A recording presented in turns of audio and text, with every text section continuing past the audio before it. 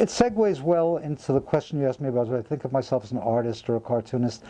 I'm interested in things that exist between the panels, and I'm interested in things that don't fit well into anything. Like, I had Mouse, the book that I'm best known for, on the front table of my local bookstore in Soho for a decade. And finally I went to the manager and said, thanks a lot. It's been on your front table as a new book forever. He says, I don't know where to put it. So that to me is high praise. And I think this might be a book in the same category of where do we put this and what is it? Now, it's part of my interest in where painting and comics overlap. This man is certainly not a cartoonist, but he is a man who uses pictures to tell stories, which for up to the Renaissance and beyond, that was okay. But after a while, it was pictures, they have no business telling stories. And, people like stories. I like stories. And so he was an artist that was telling stories, sometimes rather oblique ones, with pictures that sometimes seemed comics related in their connections, sometimes just visually connected in their connections, but pictures had connections with each other. From when he was a young child in Germany with famous Yiddish writer, now an oxymoron as a title, who had come from Lublin with his wife, the granddaughter of the wonder rabbi of Lublin. They brought him as an infant right after World War I. He grew up in Berlin. They would take him to the museums with them. He would dance in front of the pictures. They'd say, how do you like it? He says, it's wonderful. I talk to the pictures, but what's sad is they're not closer to each other so they could talk to each other when I'm not here. And that was an impulse that fed the rest of his life's work. So there was an artist named Franz Mazariel that is not as obscure as Si Lewen, but it's an obscure genre that he invented called wordless woodcut stories.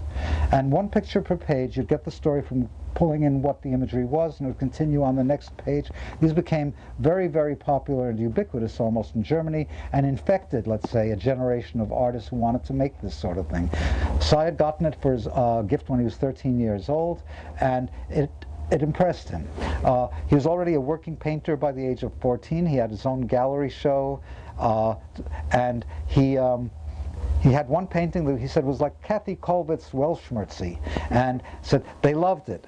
And so he made 5 of them and sold each one as the original. He said, my career was off to a great start, but then Hitler came. So he then left for France at the age of 14 with his brother, his family staying in Germany.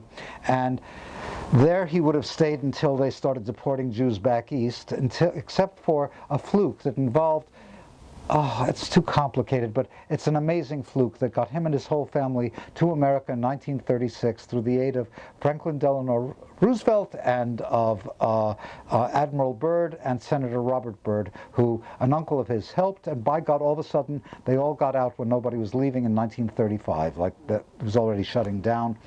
They came to America. He's about 16 years old. He takes up his life as a painter. He has a fantastic year studying and going to the Met every day, talking to his pictures, walking across the park to go back home, until a year later, the sunshine goes behind clouds. He's beaten to an inch of his life by a policeman who's anti-Semitic. He had finally escaped from Poland, from Germany, and from the tightening noose that was Europe in general, to get beaten almost to death by an anti-Semitic policeman in Central Park. After a suicide attempt and trying to come back, he was shattered by this event. He joined up with a secret force called the Ritchie Boys of the Armed Forces in 1942 when he married his wife that he lived with until she died a year before him. The Ritchie Boys were used for their German language skills. There's a documentary called The Ritchie Boys in which Si figures prominently. He was on Normandy Beach right after the invasion. He was traveling through France and through Germany, and he landed with concussions, internal bleeding, fueled on schnapps at the gates of Buchenwald at the Liberation.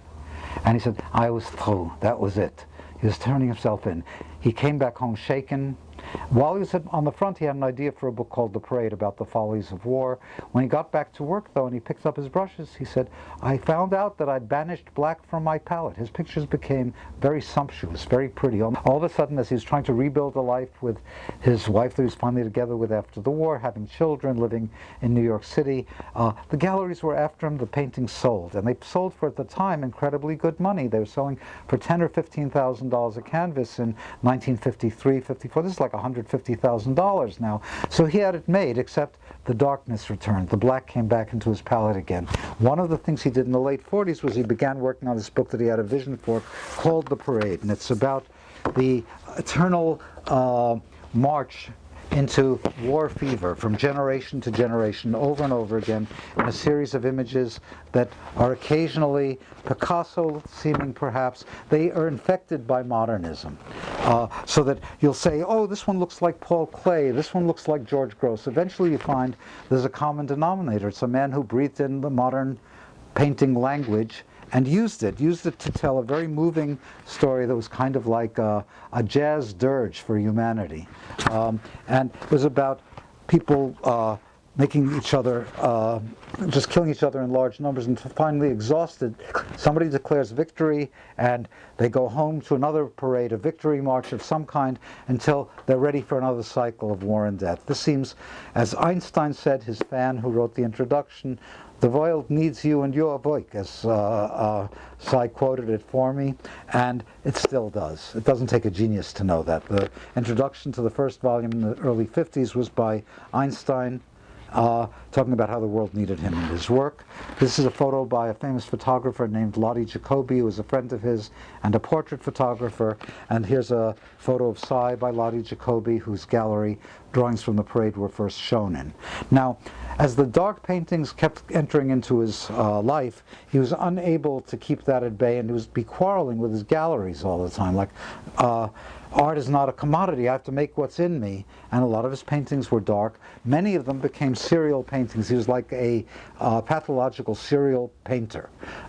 They would grow. He had a series, I won't find it here right now, but on the front of the book is the parade, and on the back of the same accordion is his backstory, his biography, an essay of appreciation by me, bits of his autobiography, and bits of various series of paintings that he did in different styles.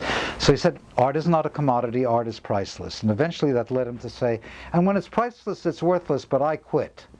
And then he started painting even more and better, I think, than he had been in his heyday. And it was really about pictures talking to each other. He'd take these expensive canvases that could sell, cut them apart, started mixing them with new paint, collaging his old canvases with new, and finding a new language. In his serial paintings, he did things like, he wanted to make 100 feet of paintings called The Centipede. But he's too prolific. So all of a sudden he said, that became a very long millipede. And he had several other series that have cinematic roots, as does The Parade in a certain sense, like silent film, but more silent.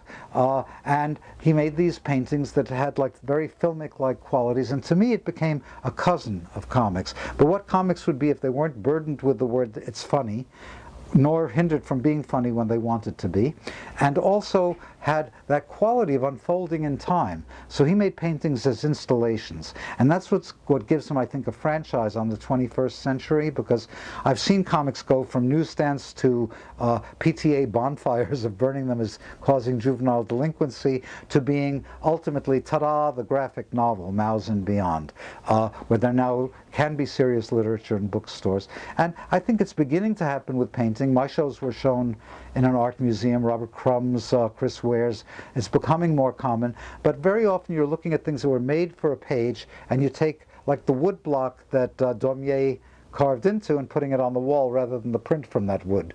And similarly, my work was made for a printed page very often, and what it is on a wall is whatever residue it still has. He was making things for a wall, but he was putting them as installations next to each other, and this I think is very inspiring for painters who are exploring exactly that now. And his stylistic shifts seem very postmodern, even though he was drinking in and spewing modernism, letting some pictures be light, some pictures be dark, some that looked expressionistic, some that looked surrealistic, all making up the same narrative relationship, and it gives him a franchise on the future. One thing that annoyed me is he died 10 days after seeing it, which annoyed me terribly. I'd finally made my oldest friend recently before, in 93, in 2000, he was 93, and then in 2016 he died just before the book came out. I'd shown him the first copy that came back, and he's going, it's a new genre. I never seen like this. I want to see both sides at once. He was so excited. He had doomed himself to obscurity. He sees this book and feels really, I never dreamed this could happen. And he died 10 days after seeing it, as if this had given him permission to finally let go after being a very prolific painter for till the year before he died. And at that point, I found out while I was in the south of France, couldn't reach anybody. I wanted him to have an obituary in the Times. We sent it through the publisher to pursue that. And then the word that came back was, well, it doesn't seem to me, said the editor in charge, that he influenced the course of 20th century art. So maybe his main claim to fame is that Art Spiegelman is interested in his work, which I got furious about because, first of all, if nothing else, the obituary is one of the great short stories that appears in the newspaper, and his life story is very moving. It's a stirring story. I gave you a few little highlights. There's that. But more important, no, it's not about him affecting the 20th century. The reason I'm interested is he's affecting the 21st century. And that's why I devoted over a year to making this insane book.